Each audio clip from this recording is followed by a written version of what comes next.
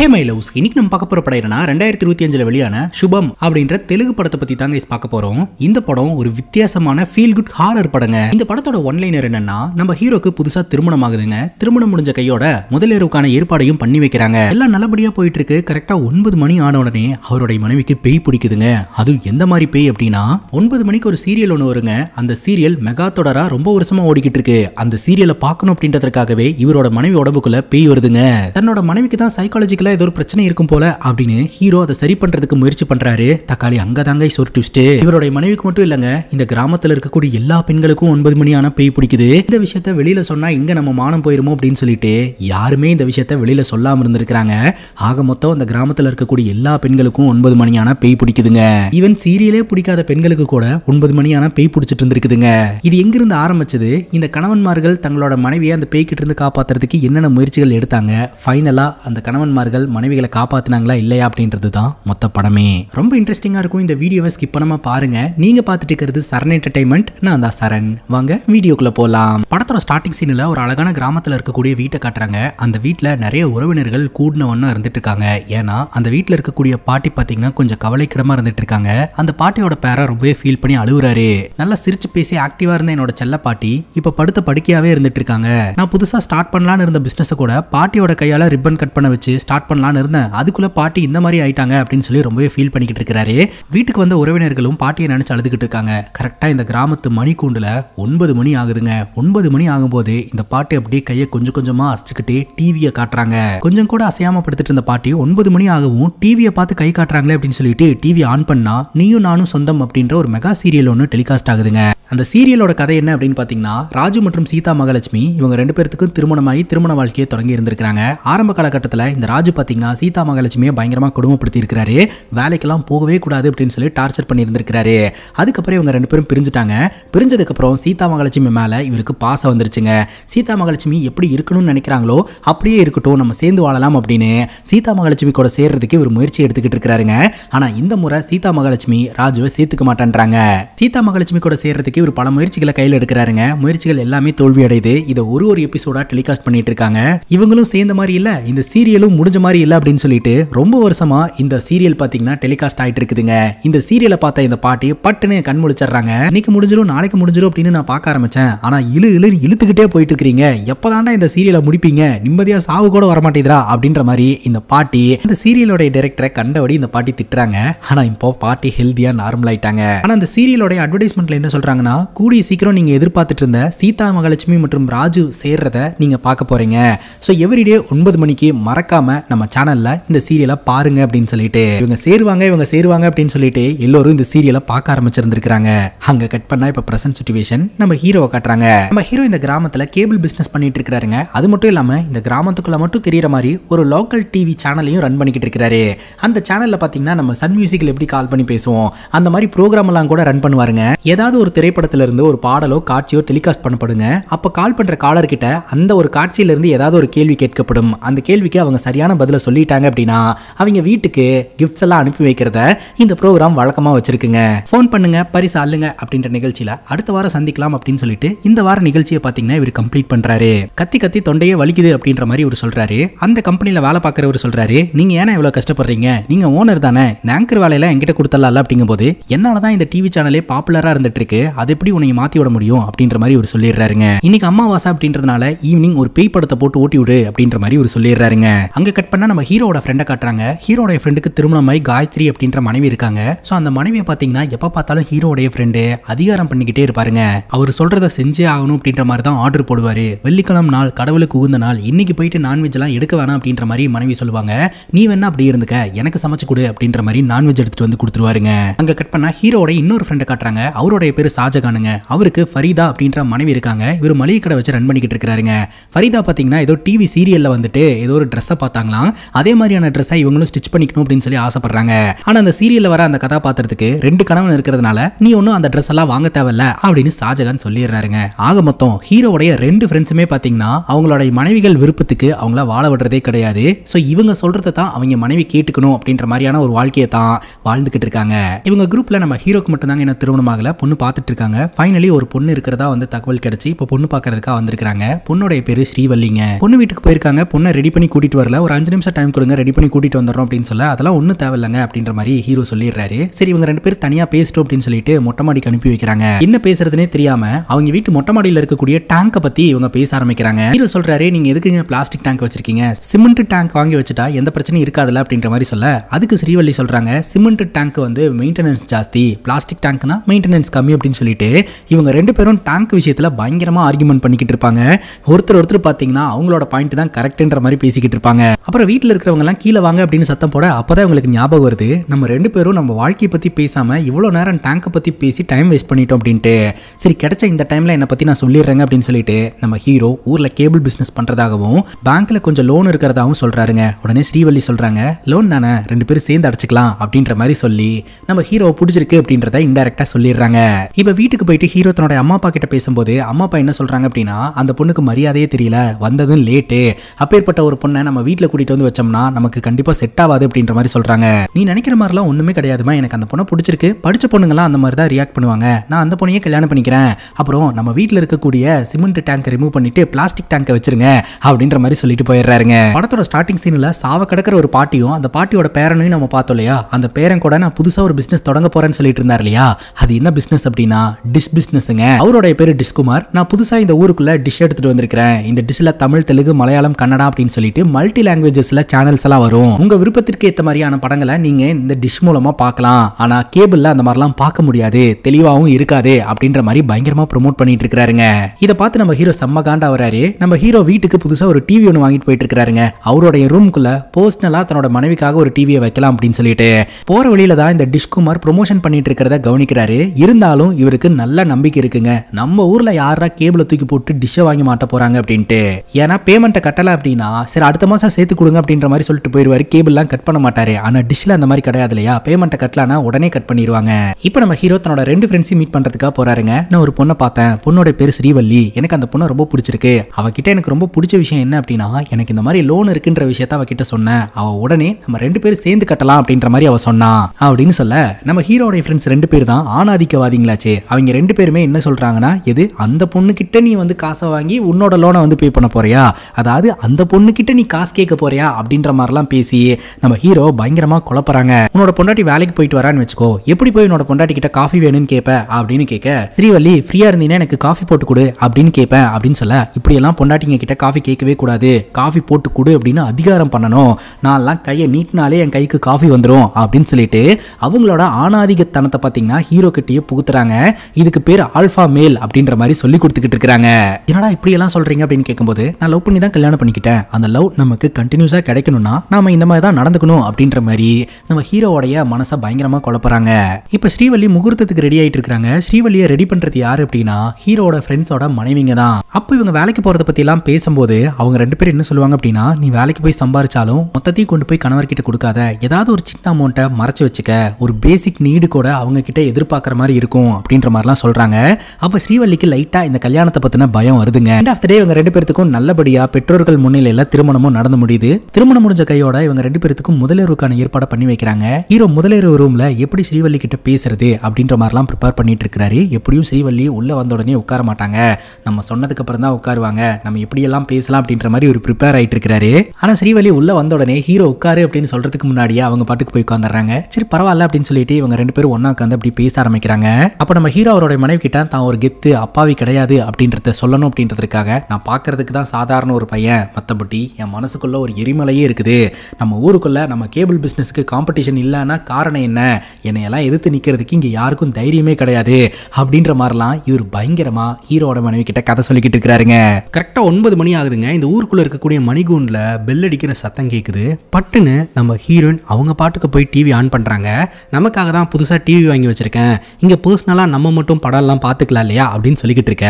ஹீரோட மனைவி எதுவுமே பேசாம டிவி ஆன் பண்ணி வச்சு சீரியல் பாக்குறாங்க. இவர் பேசிக்கிட்டே இருக்கிறாரு, ஆனா ஹீரோட மனைவி ரெஸ்பான்ஸே பண்ண மாட்டேன்றாங்க. அந்த சீரியல்ல ரொம்ப மும்முரமா அவங்க பார்க்க ஆரம்பிக்கிறாங்க.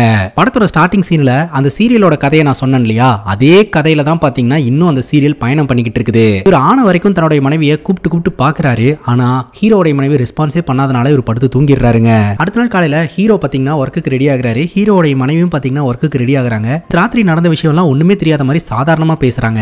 சீக்கிரமாவே தூங்கிட்டீங்க போல அப்படின்ற மாதிரி கேக்குறாங்க. ஹீரோ அப்படியே பாத்துக்கிட்டு இருக்காருங்க. அதே சமயம் சமயம் ஹீரோடைய அம்மா இருக்காங்க இல்லையா, வீட்டுக்கு வந்த மருமக எல்லா வேலையும் எடுத்து போட்டு பண்ணணும் அப்படின்னு எதிர்பார்க்கறாங்க. ஆனா நம்ம ஹீரோயின் பாத்தீங்கன்னா அத்தை எனக்கு இன்னொரு தோசை கொடுங்க அப்படின்ற மாதிரி கேட்டு வாங்கி சாப்பிட்டுட்டு போறாங்க. அது ஹீரோடைய அம்மாக்கு சுத்தமா பிடிக்கலங்க. இப்போ நம்ம ஹீரோ தன்னோட மனைவியை பாத்தீங்கன்னா அவரோட ஆபீஸ் கூட்டிட்டு போயிட்டு இதுதான் நம்ம ஆபீஸ், இங்கிருந்து தான் எல்லா சேனல்ஸும் டெலிகாஸ்ட் ஆயிட்டு இருக்கு அப்படின்ற மாதிரி சொல்ல, அப்படியா அப்படின்னு பார்த்துட்டு பக்கத்திலே பாத்தீங்கன்னா ஒரு போஸ்டர் ஒட்டி இருக்கிறத ஹீரோட மனைவி கவனிக்கிறாங்க. அந்த டிஷ்குமார் டிஷ்ஷை ப்ரோமோட் பண்ற மாதிரியான போஸ்டர்ஸை பாத்தீங்கன்னா அங்க ஒட்டி வச்சிருந்திருப்பாரு. உடனடியாக அதை ரிமூவ் பண்ண சொல்லி இவங்க ஆபீஸ்ல போயிட்டு கேட்கறாங்க. அப்போ இந்த டிஷ்குமார் பாத்தீங்கன்னா ஹீரோ கிட்ட வாய் பேசிக்கிட்டு இருக்க நம்ம ஹீரோனுக்கு கோவம் வந்துருது. என்னோட புருஷன் யாருன்னு தெரியுமா, இந்த ஊருக்குள்ள ஹீரோக்கு காம்படிஷனே இல்ல, அதற்கான காரணம் என்னன்னா ஹீரோ மேல இருக்கக்கூடிய பயம் தான் அப்படின்ற மாதிரி அவங்க பயங்கரமா பேசுறாங்க. ஏன்னா நேற்று ராத்திரி நம்ம ஹீரோவோட மனைவி கிட்ட இப்படிதானே சொல்லி வச்சிருந்தாரு, என் புருஷன் பார்க்க தான் சிரிக்கிற ஒரு ஆம்பளை ஆனா உள்ளுக்குள்ள எரிமலையா வெடிப்பாரு அப்படின்னு ஆச்சா போச்சான்னு சண்டை போட்டு அந்த இடத்த விட்டு வந்துடுறாங்க. அப்ப நம்ம ஹீரோ பாத்தீங்கன்னா அவன்கிட்ட எதுக்கு நீ சண்டைக்கெல்லாம் போற அப்படின்னு கேட்க, அப்புறம் உங்களை ஒன்று சொல்லும் போது பார்த்துட்டு சும்மா இருக்க முடியுமா அப்படின்ற மாதிரி கேட்க, நீ பார்க்கறதுக்கு தான் சாஃப்டா இருக்கிற, மற்றபடி சாஃப்டெல்லாம் கிடையாது அப்படிங்கும் போது நானும் உங்களை சாஃப்ட்னு தான் நினைச்சேன், ஆனா உங்களுக்குள்ள ஒரு எரிமலை இருக்கு அப்படின்னு நீங்க சொன்னதுக்கு அப்புறம் தான் எனக்கு தெரியும் அப்படின்ற மாதிரி ஒருத்தர் புகழ்ந்துக்கிறாங்க. அதுக்கப்புறம் நம்ம ஹீரோ அவரோட மனைவி ஆபீஸ்ல கொண்டு போய் விட்டுட்டு அவர் வேலையை பாக்குறாருங்க. இன்னைக்கு ராத்திரி இவங்க 2 பேரும் ரூம்குள்ள உட்காந்துக்கிட்டு இருக்கும்போது ஹீரோடைய மனைவி பாத்தீங்கன்னா நீங்க கேபிள் டிவியில ஒரு ப்ரோக்ராம் ரன் பண்றீங்க இல்லையா, அதை காலையில 6 மணிக்கே டெலிகாஸ்ட் பண்ணிடுறீங்க, அதனாலதான் சேனலுக்கு பெருசா எந்த ஒரு விசிபிலிட்டியுமே வர மாட்டேங்குது, அது ஒரு 7 மணிக்கு மாத்தி வச்சா கண்டிப்பா எல்லாரோட விசிபிலிட்டியும் கிடைக்கும் அப்படின்னு சொல்ல, அந்த ஆபரேஷன்ஸை பத்தி எல்லாம் நான் பாத்துக்கிறேன், நீ அதுலலாம் தலையிடாத அப்படின்ற மாதிரி ஒரு சொல்றாருங்க. சரி அதெல்லாம் இருக்கட்டும், நீ நல்லா பாட்டு பாடுவ அப்படின்ற மாதிரி சொல்லியிருந்தல, இப்ப எனக்காக பாட்டு பாட அப்படின்ற மாதிரி ஒரு கேட்க ஸ்ரீவல்லியும் பாட்டு பாட ஆரம்பிக்கிறாங்க. கரெக்டா 9 மணி ஆகுதுங்க. பட்டுன்னு நார்மலா இருந்தவங்க திடீர்னு வியர்டா பிஹேவ் பண்ணிட்டு டிவி முன்னாடி போய் உட்காந்துறாங்க. என்னடா இவ இப்படி ஒரு சீரியல் பைத்தியமா இருக்கிறா அப்படின்ற மாதிரி நம்ம ஹீரோ பாக்குறாருங்க. கடுப்பானவர் போய் பயங்கரமா சண்டை போட ஆரம்பிக்கிறாரு. தினமும் நீ பாட்டுக்கு வந்து இப்படி சீரியலை பார்த்துட்டு இருந்தீங்கன்னா எப்பதான் நம்ம டைம் ஸ்பெண்ட் பண்றது அப்படின்னு சொல்லிட்டு ஒரு பாட்டுக்கு போய் டிவி ஆஃப் பண்ணி விட்டுறாருங்க. உடனே ஒரு மாதிரி பயங்கரமா எழுந்திருச்சு போய் அவங்க டிவி ஆன் பண்றாங்க. பார்க்கறதுக்கு ரொம்ப சாஃப்டான ஒரு பர்சனா இருக்கிறவங்க தான் ஸ்ரீவல்லி. ஆனா இந்த சீரியல் டைம்ல மட்டும் பேய் பிடிச்ச மாதிரி பிஹேவ் பண்றாங்க. இவங்களோட நடவடிக்கையை பார்த்து கடுப்பான நம்ம ஹீரோ பாத்தீங்கன்னா மறுபடியும் டிவி ஆஃப் பண்றதுக்காக போறாரு. அப்போ அந்த கட்டளை ஒரு தூக்கி தள்ளுவாங்க பாருங்க. அதை பார்த்து ஹீரோ மிரண்டு போயிடுவாரு. 4 பேர் சேர்ந்து தான் அந்த கட்டளையே பிடிக்க முடியுங்க. ஒத்த கையில் இவங்க தள்ளுறாங்க. அதுக்கப்புறம் கேபிள் டிவி ஆஃபீஸில் வச்சு நம்ம ஹீரோ அவரோட ஃப்ரெண்டு ஷாஜகான் இருக்கிறார் இல்லையா, அவர்கிட்ட இந்த விஷயத்த லைட்டாக ஷேர் பண்ணுவாருங்க. அதை சொன்ன உடனே ஷாஜகான் பார்த்தீங்கன்னா எனக்கும் இதே மாதிரி தான் நடக்குது. 9 மணி ஆனால் என்னோட மனைவி ஃபரிதாவும் பேய் மாதிரி போய் டிவி முன்னாடி உட்காந்துறா, எனக்கு இன்னும் பண்ணுறதுனே தெரியல, டிவி ஆஃப் பண்ணாலும் ஏதாவது சத்தம் போட்டாலும் அங்கே இருக்கக்கூடிய அரிசி மூட்டையை தூக்கி அசால்ட்டாக என் மேலே வீசிடுறா, எனக்கு இன்னும் பண்ணுறதுனே தெரியல அப்படின்னு சொல்ல, உன்னோட சேம் சிச்சுவேஷன் தாண்டா எனக்கும் நடந்தது அப்படின்னு சொல்லிட்டு இவங்க 2 பேரும் டிஸ்கஸ் பண்ணிட்டு இருக்க. ஸோ இவருடைய இன்னொரு ஃப்ரெண்ட் இருக்கிறார் இல்லையா, அவரு பார்த்தீங்கன்னா என்னடா இப்படி உளறிக்கிட்டு இருக்கிறீங்க அப்படின்ற மாதிரி சொல்ல, ஆக்சுவலா நீ 9 மணி டைம்ல வீட்டில் இருக்கிறது இல்ல, அதனால உனக்கு எதுவும் தெரியறது இல்லையாட்டிருக்கு, நீ எப்போதும் சொல்லுவீ இல்லையா காஃபி வேணும் அப்படின்னு கேட்டா உடனடியே கைக்கு காஃபி வந்துடணும் அப்படின்னு சொல்லிட்டு இன்னைக்கு 9 மணிக்கு உன் வீட்டில் போய் உட்காந்து நீ சொல்றது நடக்குதா அப்படின்னு பாரு அப்படின்ற மாதிரி சொல்ல, சரின்னு ஹீரோடைய ஃப்ரெண்டு வீட்டுக்கு போறாருங்க. இப்போ ஹீரோவும் ஹீரோடைய ஃப்ரெண்டு ஷாஜகானும் பார்த்தீங்கன்னா ஜன்னல் கிட்ட நின்று உள்ள என்ன நடக்குது அப்படின்ற மாதிரி பார்த்துக்கிட்டு இருப்பாங்க. கரெக்டாக 9 மணிக்கு சேரை தூக்கிட்டு வந்து அவங்க போட்டு உட்காருவாங்க. இவர் உடனே காஃபி வேணும் அப்படின்ற மாதிரி கேட்பாரு. அவங்க ரெஸ்பான்ஸே பண்ணாம அந்த டிவி சீரியலை மும்மரமா பார்த்துக்கிட்டு இருப்பாங்க. பட்டுன்னு ஒரு ரிமோட்டை பிடுங்கி அந்த ரிமோட்ல இருக்கக்கூடிய பேட்டரியை கழட்டிடுவாரு. அதுக்கப்புறம் கடுப்பானவங்க புருஷனை நோக்கி நடந்து வந்துகிட்டு இருப்பாங்க. என்ன பாக்குற, எனக்கு காஃபி கொண்டு வா அப்படின்ற மாதிரி ஒரு பயங்கரமா மிரட்டிக்கிட்டு இருப்பாரு. பட்டுன்னு கழுத்தை பிடிச்சி நெரிச்சுக்க ஆரம்பிச்சிருவாங்க, போட்டு பொலவலன்னு பொழக்க ஆரம்பிச்சிருவாங்க. ஹீரோடைய ஃப்ரெண்டு வீர தீர அப்படின்ற மாதிரி எல்லாம் பேசிக்கிட்டு இருந்தார் இல்லையா, ஆனா பொண்டாட்டிக்கிட்ட பயங்கரமா அடி வாங்கி நானே பேட்டரியை கொடுத்துட்றேன், இனிமேலும் உன் லைன்ல குறுக்கிடவே மாட்டேன் அப்படின்ற மாதிரி சொல்லிடுவாருங்க. ஸோ இப்போதான் இவரும் அந்த ஒரு விஷயத்தை எக்ஸ்பீரியன்ஸ் பண்றாரு. ஆக மொத்தம் ஹீரோ மற்றும் ஹீரோட ஃப்ரெண்ட்ஸ் 3 பேர்த்தோடைய மனைவிகளுக்கும் 9 மணி ஆனா இந்த மாதிரி பேய் பிடிக்குது அப்படின்ற விஷயத்த கண்டுபிடிக்கிறாங்க. இப்போ இவங்க 3 பேரும் டிஸ்கஸ் பண்ணிட்டு இருக்காங்க. ஒருவேளை அந்த சீரியல் வந்து சாபம் பெற்ற ஒரு சீரியலா இருக்குமோ, அதனால தான் இந்த மாதிரிலாம் நடக்குதோ, அப்படி நடந்தா நம்ம 3 பேர்த்தோட மனைவிகளுக்கு மட்டும் ஏன் இந்த மாதிரி நடக்குது, ஒருவேளை நம்ம 3 பேர்த்தோட மனைவிங்க ஏதாவது ரோட்ல நடந்து வரும்போது மிதிச்சிருப்பாங்களோ, பேசாம 9 மணி ஆனா இவங்க இந்த மாதிரி ரியாக்ட் பண்றாங்க அப்படின்ற விஷயத்த அவங்க கிட்டயே சொல்லிடலாம் அப்படின்ற மாதிரி சொல்ல, இல்ல அப்படி சொன்னோம்னா அவங்கள பார்த்து நம்ம பயப்படுறோம் அப்படின்னா அவங்களுக்கு தெரிஞ்சிடும், அதுக்கப்புறம் நம்ம தலைக்கு மேலே ஏறி உட்காந்துப்பாங்க அப்படின்ற மாதிரி ஒரு சொல்றாருங்க. இப்போ வீட்டில் பல்லு விளக்கிட்டு இருப்பாருங்க நம்ம ஹீரோ. ஹீரோட அம்மா வந்து உனக்கும் பொண்டாட்டிக்கு எந்த பிரச்சனையும் இல்லை அப்படின்ற மாதிரி கேட்க, எதுவும் இல்லை ஏமா அப்படின்னு கேட்கும்போது, நேற்று ராத்திரி இந்த நீயும் நானும் சொந்தம் அப்படின்ற ஒரு வீணா போன சீரியல் ஒன்று ஓடிக்கிட்டு இருந்துச்சு, அந்த டைம்ல துணிக்காய வைக்க போலாம் அப்படின்ற மாதிரி கூப்பிட்ட, அப்போ ஒரு மாதிரி இவ வியர்டா பிஹேவ் பண்ணா, அதான் கேட்டேன் அப்படின்ற மாதிரி சொல்ல கரெக்டாக நம்ம ஹீரோயின் வந்துருவாங்க. ஸோ ஹீரோட அம்மாக்கும் லைட்டாக கொஞ்சம் தெரிய ஆரம்பிச்சிருச்சு அப்படின்றது நமக்கு தெரியுதுங்க. ஆனால் பகல் நேரத்தில் மற்ற நேரத்துலலாம் பார்த்தீங்கன்னா ஹீரோடைய மனைவி ரொம்ப நார்மலாக இருக்கிறாங்க. ராத்திரி 9 மணி ஆனா மட்டும்தான் அவங்க பேய் மாதிரி ரியாக்ட் பண்றாங்க. இன்னைக்கு கிளைமேட் சேஞ்ச் ஆகுதுங்க. கொஞ்ச நேரத்துல ஹெவியா மழை பெய்ய போது போல பயங்கரமா இடி மின்னல் அடிச்சுக்கிட்டு இருக்குது. கிளைமேட்டை கவனிச்ச ஹீரோட மனைவி சுட சுட பஜ்ஜி சாப்பிட்டுட்டே நம்ம ஏதாவது ஒரு படம் பார்க்கலாமா அப்படின்ற மாதிரி கேட்க, சரி ஆபீஸ்ல போய் சிடி ஏதாவது எடுத்துட்டு வந்துடுறேன் அப்படின்னு சொல்லிட்டு ஹீரோ கரெக்டா 9 மணி ஆன உடனே வெளியில வந்துடுறாருங்க. ஏன்னா 9 மணிக்கு டிவி பக்கமே போக முடியாது அப்படின்னு ஹீரோக்கு நல்லாவே தெரியும். அதை மீறி போனா ஹீரோட மனைவி ஹீரோ போட்டு பொழந்துருவாங்க அப்படின்னு தெரியும். தப்பிச்சண்டா அப்படின்னு சொல்லிட்டு 9 மணிக்கு வெளியில வந்து பார்த்தா ஹீரோக்கு பயங்கர அதிர்ச்சிங்க. ஏன்னா அந்த கிராமத்துல இருக்கக்கூடிய எல்லா ஆண்மகன்களும் வீட்டுக்கு வெளியில நின்றுட்டு இருக்காங்க. அப்பதான் தெரிய வருது, இவங்க 3 பேர்த்தோட மனைவிகளுக்கு மட்டும் நடக்கல, இந்த கிராமத்துல இருக்கக்கூடிய எல்லா மனைவிகளுக்கும் ஒரு வீட்டுக்கு ஒரு பெண் அப்படின்ற முறையில இந்த கிராமத்துல இருக்கக்கூடிய பெண்களுக்கு 9 மணி ஆனா பேய் பிடிக்குது அப்படின்ற விஷயம் தெரிய வருதுங்க. இப்போ இந்த கிராமத்துல இருக்கக்கூடிய ஆண்கள்லாம் பாத்தீங்கன்னா அவங்க வேலை பார்க்கக்கூடிய ஃபேக்டரியில போயிட்டு எங்களுக்கு நைட் ஷிஃப்ட் மாத்தி கொடுத்துருங்க, நாங்க பகல்ல வீட்டுல இருந்துக்கிறோம், நைட்ல வேலைக்கு வந்துக்கிறோம் அப்படின்ற மாதிரி சொல்லிடுறாங்க. ஸோ வீட்டில் இருக்கக்கூடிய ஆண்களுக்கெல்லாம் அவங்களோட மனைவிகளை பார்த்தா ரொம்பவே பயமா இருக்குதுங்க. ஒரு பக்கம் இந்த ஏரியாவில் இருக்கக்கூடிய டிஷ்குமார் அவரோட டிஷ்ஷை பயங்கரமா ப்ரொமோட் பண்ணி ஊருக்குள்ள கொஞ்சம் பேரா பார்த்தீங்கன்னா டிஷ் மாட்ட ஆரம்பிச்சிட்டாங்க. இவரோட பிசினஸ் அப்படின்றது கொஞ்சமா குறைய ஆரம்பிக்குதுங்க. இதை நினைச்சு ஹீரோ ரொம்பவே ஃபீல் பண்றாரு. இப்போ நம்ம ஹீரோட மனைவியும் தனியா போய் பேசுறாங்க. அம்மாக்கு என்ன பிடிக்கலன்னு நினைக்கிறேன், என்னாச்சு அப்படின்ற மாதிரி கேட்க, அது எப்படி உன்னை பிடிக்காமலாம் போகும் அப்படின்ற மாதிரி ஹீரோ சொல்றாரு. இல்ல சின்ன வயசுல இருந்து ஸ்கூல் காலேஜ் ஆஃபீஸ்ன்னு சொல்லிட்டு நான் ரொம்பவே ஓடிக்கிட்டே இருந்தேன், அதனால நான் சமைக்க கத்துக்கவே இல்லை, எனக்கு வேலையெல்லாம் சொல்லி கொடுத்தா நான் கத்துப்பேன் அப்படின்ற மாதிரி ஹீரோயின் சொல்றாங்க. அதெல்லாம் ஒன்றும் பிரச்சனை இல்லை, அம்மாவே சொல்லி தருவாங்க அப்படின்ற மாதிரி ஹீரோ சொல்றாரு. ஹீரோ வந்து முன்ன மாதிரி இல்லை அப்படின்னு ஹீரோட மனைவிக்கு நல்லாவே தெரியுது. என்கிட்ட ஒரு பிரச்சனை இருக்குன்னு நினைக்கிறேன், எதுனாலும் என்கிட்ட டைரக்டா சொல்லுங்க, அப்பதானே வந்து பிரச்சனையை சால்வ் பண்ண முடியும் அப்படின்னு சொல்ல, சரி அப்படி ஏதாவது இருந்துச்சுன்னா சொல்றேன் அப்படின்ற மாதிரி ஹீரோ சொல்லிடுறாருங்க. இப்போ மாயா அப்படின்ற ஒரு சாமியாரை பத்தி தெரிஞ்சுக்கிறாங்க. இவங்க 3 பேருமே பாத்தீங்கன்னா அந்த மாயான்ற சாமியாரை பார்க்கறதுக்காக போறாங்க. இந்த மாயா அப்படின்ற கதாபாத்திரத்துல நம்ம சமத்தா தான் நடிச்சிருப்பாங்க. அவங்க கிட்ட போயிட்டு நாங்க இந்த மாதிரி ஒரு பிரச்சனையில மாட்டிட்டு இருக்கோம், நீங்க தான் எங்க 3 பேர்த்தோட உசுரை காப்பாற்றணும் அப்படின்ற மாதிரி கேட்க, இந்த மாயான்றவங்க என்னென்னமோ சொல்லி உளறிக்கிட்டு இருக்காங்க. இவங்க 3 பேரும் பாத்தீங்கன்னா, மேடம் எங்களுக்கு ஒரு பெரிய பிரச்சனை இருக்குது, இந்த வாட்டி சொல்யூஷன் சொல்லுங்க, அடுத்த வாட்டி நாங்க வந்து உட்காந்து நீங்க சொல்றதெல்லாம் கேட்டுக்கிறோம் அப்படின்ற மாதிரி சொல்ல, நீங்க இந்த பிரச்சனையை சால்வ் பண்ணணும்னா உங்களுக்கு வந்து நல்ல மன தைரியம் இருக்கணும், அப்புறம் கடவுளோட அனுகிரகம் இருக்கணும், அதெல்லாம் இருந்தா மட்டும்தான் உங்களால இந்த பிரச்சனையில இருந்து தப்பிக்க முடியும் அப்படின்ற மாதிரி சொல்றாங்க. இப்போ ஒரு மந்திர பேப்பரை கொடுத்து இதை வந்து 10 லட்சம் முறை வந்து நீங்க வாசிச்சீங்க அப்படின்னா இந்த பேய் வந்து போயிடும் அப்படின்ற மாதிரி சொல்ல, 10 லட்சம் முறை தானே பண்ணிக்கலாம் அப்படின்ற மாதிரி சொல்ல, அதுக்கு ஒரு ரூல்ஸ் அண்ட் ரெகுலேஷன்ஸ் எல்லாம் சொல்றாங்க. அதை இவங்களால பண்ண முடியாது அப்படின்ற மாதிரி சொல்ல, சரி ஒரு 10,000 ரூபாய் பணம் கொடுங்க, வேற ஒரு ஐடியா இருக்கு அப்படின்ற மாதிரி சொல்ல, சரின்னு கிட்ட இவங்க 10,000 ரூபாய் பணம் தருவாங்க. ஸோ இவங்க 3 பேருக்குமே பார்த்தீங்கன்னா 3 கெமிக்கல்ஸ் கொடுக்கப்படுது. பேய் பிடிக்கிற அந்த டைம்ல வந்து அவங்களோட ஹேரை கட் பண்ணி இதில் போட்டுறணும் அப்படின்ற மாதிரி சொல்றாங்க. இவங்களும் அவங்க மனைவிங்க பேய் பிடிச்சிருக்கும் போது அந்த முடியை கட் பண்ணுறதுக்கு பல முயற்சிகள் எடுக்கிறாங்க. அந்த முயற்சிகள்லாம் இவங்களை பயங்கரமாக பயமுறுத்துதுங்க. ஒரு கட்டத்துக்கு மேலே எப்படியோ அவங்களோட சின்ன ஹேரை கட் பண்ணி அந்த ரசாயனத்தில் போட்டுறாங்க. பட் அதில் ஒன்றுமே நடக்கலைங்க. 10,000 ரூபா போச்சு, ஏமாந்துட்டோம் அப்படின்ற மாதிரி இவங்க ஃபீல் பண்ணிட்டு இருக்காங்க. திடீர்னு இவங்களோட வீடுகளில் புகை கிளம்ப ஆரம்பிக்குதுங்க. என்னடா அது அப்படின்னு சொல்லிட்டு எல்லோருமே அதிர்ச்சியாக பார்த்துக்கிட்டு இருக்கிறாங்க. அப்போ தாங்க தெரிய வருது, அந்த புகையின் மூலமாக வீட்டில் இருக்கக்கூடிய இவங்களோட மனைவி உடம்புக்குள்ள இந்த ஊரில் வாழ்ந்து இறந்து போன பாட்டிங்களோட ஆன்மா இருக்கு அப்படின்றது தெரிய வருது. இந்த காட்சி மூலமா நமக்கு தெரியற விஷயம் என்ன அப்படின்னா, இந்த ஊர்ல வாழ்ந்துட்டு இருந்தாங்க இல்லையா பாட்டிங்க, அந்த பாட்டிங்க எல்லாம் இந்த சீரியலை பார்த்துக்கிட்டு இருந்திருக்காங்க. ஆனா இந்த சீரியல் வந்து ஒரு பயங்கரமான மெகா தொடர் அப்படின்றதுனால இந்த சீரியல் வந்து கம்ப்ளீட் ஆகிறதுக்கு முன்னாடி இந்த பாட்டிங்களோட ஆயுஸ் எல்லாம் முடிஞ்சு இறந்து போயிருந்திருக்காங்க. ஆனா தன்னோட ஆசையான அந்த சீரியலை பார்க்க முடியாம போயிடுச்சு அப்படின்னு சொல்லிட்டு அவங்க ஆன்மாவா 9 மணிக்கு வந்து இந்த ஊர் பெண்களோட உடம்புக்குள்ள பூந்து இந்த சீரியலை பார்த்துக்கிட்டு இருக்காங்க அப்படின்றது தெரிய வருதுங்க. அடுத்த நாள் காலையில இந்த 3 பேருமே டிஸ்கஸ் பண்ணிட்டு இருக்காங்க. என்னடா அது இப்படி நடந்துட்டு இருக்குது, இந்த ஊர்ல இறந்து போன மொத்த பாட்டிங்களோட ஆன்மாவும் இங்க வந்து ஊர் பொம்பளைங்களோட உடம்புக்குள்ள பூந்து ஊரையே ஆட்டி படைச்சுக்கிட்டு இருக்குது, என்னதான்டா பண்றது அப்படின்னு யோசிக்க, என்ன பண்றது, கடவுள் தான் நம்மளை காப்பாற்றணும் அப்படின்ற மாதிரி புலம்பிக்கிட்டு இருக்காங்க. இதே ஒரு ஆப்பர்ச்சுனிட்டியா பயன்படுத்தி ஒரு நபரை இந்த ஊருக்குள்ள வந்து மந்திர தாயத்தெல்லாம் விற்க ஆரம்பிக்கிறாருங்க. ஒரு தாயத்தும் 1000 ரூபாய் அப்படின்னு சொல்லி, அந்த தாயத்தை 1000 ரூபாய் கொடுத்து வாங்கலாம் அப்படின்னு சொல்லிட்டு ஹீரோவும் ஹீரோட ஃப்ரெண்ட்ஸும் போறாங்க. அப்போ ஒரு கடையில பாத்தீங்கன்னா இந்த சீரியலோட அட்வர்டைஸ்மெண்ட் வருங்க. நீங்க அவளோட எதிர்பார்த்துட்டு இருக்கக்கூடிய நீயும் நானும் சொந்தம் அப்படின்ற சீரியலோடைய கிளைமேக்ஸை கொஞ்சம் நல்லா டெலிகாஸ்ட் பண்ண போகிறோம், இந்த சீரியல் முடிவுக்கு வரப்போகுது அப்படின்னு சொல்லிட்டு அதை பார்த்ததும் ஹீரோட ஃப்ரெண்ட்ஸும் சந்தோஷமாயிடுறாங்க.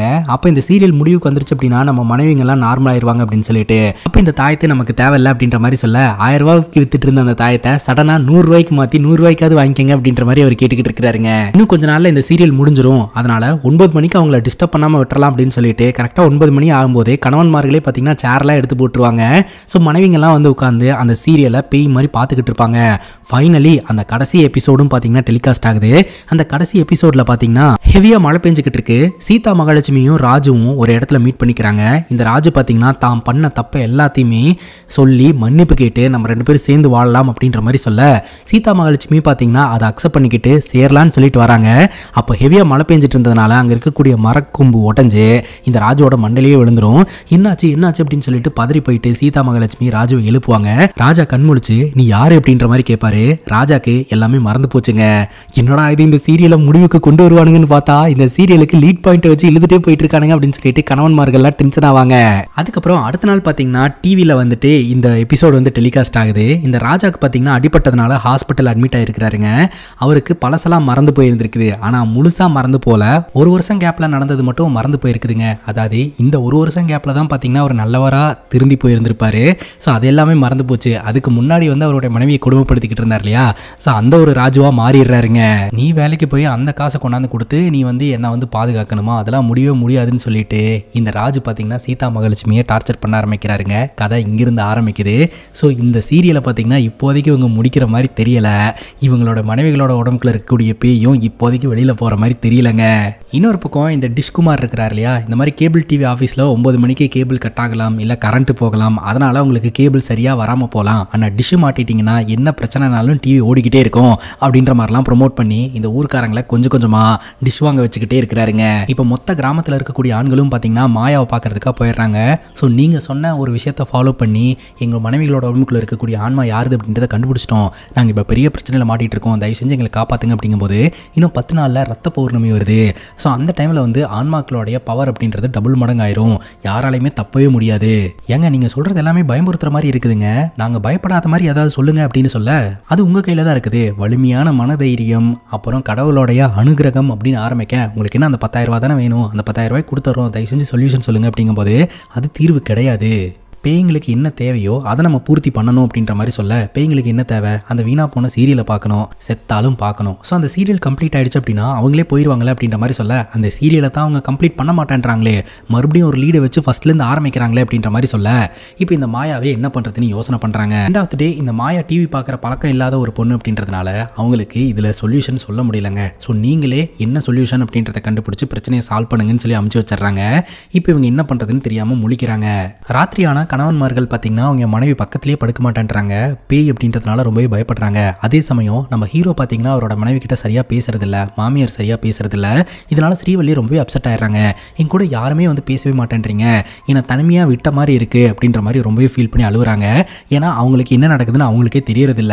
சரி இவ்வளோ தூரம் ஸ்ரீவள்ளி வந்து நம்ம கிட்ட கேட்டு அழுகுறா, அவகிட்ட உண்மையை சொல்லிடலாம் அப்படின்னு சொல்லிட்டு இங்கே வா ஸ்ரீவள்ளி அப்படின்னு சொல்லி கூப்பிட்டு உட்கார வச்சு, இந்த கட்டல் இருக்கு இல்லையா, இந்த கட்டலை 4 பேர் சேர்ந்து தான் நகர்த்தவே முடியும், ஆனால் நீ ஒரு ஆள் ஒத்த கையில் வந்து தள்ளி இருக்கிற அப்படின்ற மாதிரி சொல்ல, என்னங்க வளர்றீங்க அப்படின்ற மாதிரி கேட்க, ஆமாம் உனக்கு 9 மணி ஆனால் உனக்குள்ள ஒரு பேய் வருது அப்படின்னு எல்லா விஷயத்தையுமே சொல்கிறாரு. ஆனால் ஸ்ரீவள்ளி நம்பலை. உனக்கு மட்டும் கிடையாது, என்னோட ஃப்ரெண்ட்ஸ் இருக்காங்க இல்லையா, அவங்களோட மனைவிகளுக்கும் இது நடக்குது, இது எல்லாத்துக்கும் காரணம் இந்த வீணா போன சீரியல் தான் அப்படின்னு சொல்லிக்கிட்டு இருக்கும்போதே 9 மணி ஆகுதுங்க. நல்லா இருந்த ஹீரோடைய மனைவி அப்படி பேயா மாறுறாங்க. இந்த முறை அவங்களோட முகமெல்லாம் ரொம்ப கொடூரமாக இருக்குதுங்க. அதை பார்த்து ஒரு மிரண்டு போயிடுறாரு. அடுத்த நாள் காலையில் பார்த்தீங்கன்னா ஹீரோடைய மனைவி இதை பற்றி திங்க் பண்ணி பார்க்குறாங்க. அந்த ஒரு கட்டலோட அச்சு எல்லாத்தையுமே கவனிக்கிறாங்க. ஹீரோ சொல்றது ஒருவேளை உண்மையா இருக்குமோ, 9 மணியிலிருந்து 9:30 மணி வரைக்கும் நமக்கு என்ன நடக்குதுன்னே தெரியறதே கிடையாது அப்படின்றத உணர்ந்துட்டு ஹீரோட ஃப்ரெண்ட்ஸ் 2 பேர் இருக்காங்க இல்லையா, அவங்களோட மனைவி கிட்ட இதை பற்றி கேட்கும்போது அதுக்கப்புறம் தான் அவங்களுக்கும் தெரியுது, ஆமா எனக்கும் 9 மணியிலிருந்து 9:30 மணி வரைக்கும் என்ன நடக்குதுன்னே தெரியறதில்லை அப்படின்ட்டு. இப்போ ஹீரோ கேபிள் டிவி ஆஃபீஸில் வச்சு அவரோட ஃப்ரெண்ட்ஸ் 2 பேர் திட்டி நேற்று ராத்திரி அவங்க மனைவியோட முகம் சேஞ்ச் ஆனது எல்லாத்தையுமே சொல்லி ரொம்பவே ஃபீல் பண்ணி அழுகுறாருங்க. அதுக்கப்புறம் ஹீரோடைய மனைவியும் டிஸ்கஸ் பண்ணுறாங்க.